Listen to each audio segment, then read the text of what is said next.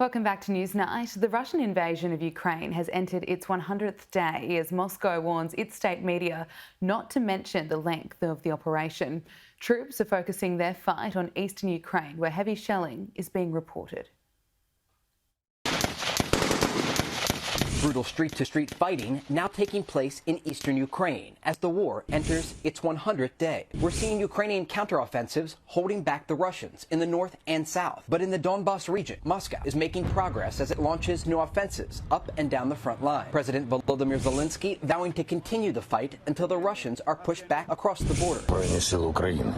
The Ukrainian armed forces are still here. Most importantly, our people are still here. We have defended Ukraine for 100 days already. Victory will be ours. Much of the fighting on Thursday centered around the eastern city of Severodonetsk. It's not clear how much of the city is under Russian control, but the Ukrainians say they're sending in reinforcements. We're going to push Russians back. We're going to make sure all of us are going to get back home with their families and make sure that occupants are not going to do the same. And on the economic front, the European Union officially announcing a new sanctions package effectively banning Russian oil. The phase-out process will take place over the next 6 months, with temporary exceptions given to some Eastern European countries. EU officials say it's a vital step in making sure Vladimir Putin can't rearm his military. If we want to drain Putin's war chest, then we have to get rid of our dependency on Russian fossil fuels. Ukraine's defense minister says his troops are training to operate new missile systems promised by the U.S. this week.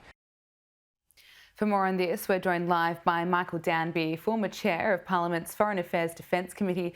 Michael, thanks so much for your time this evening. It's been 100 days since Russia invaded Ukraine. Did you expect the conflict to last as long as it has? No, let's remember how dire it was, Gabby.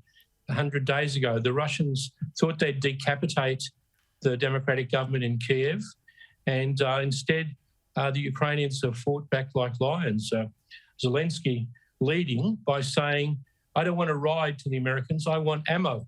And the massive Russian casualties and losses of equipment caused them to abandon the whole plan to take over the whole of Ukraine, and now we're in the second phase in the Donbas.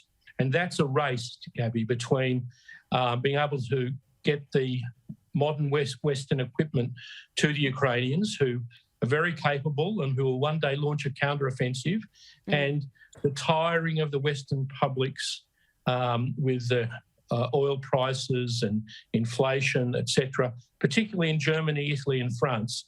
So it's a race between the economic factors that Putin is using to leverage against the Ukrainians and the Ukrainians' ability to absorb, first of all, to hold the Russians, then absorb the new arms, and then drive them back, particularly out of that land corridor between the Donbas and Crimea. You said it's a race. Do you think Ukraine will be able to keep up its incredible resistance? It's hard to believe how dogged they are. They're losing, President Zelensky says, 100 people a day. That's just military people. That's not including civilians. So if you calculate that out, that's over 10,000 killed. The Russians have probably lost double that.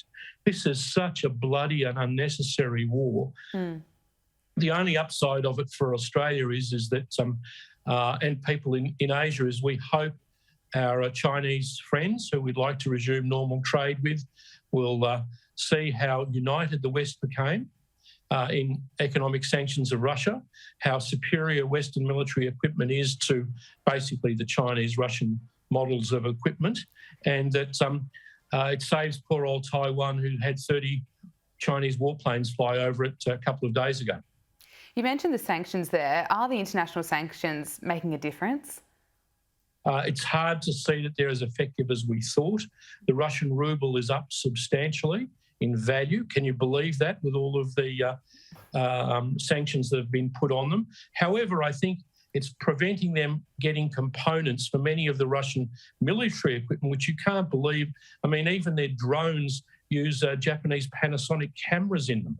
So that's going to make it difficult for them. And I think the Europeans have finally got serious with the EU announcing 75% of all the Russian oil imports to Europe, not paying $1 billion a day to Putin anymore and taking it to 90% by the end of the year.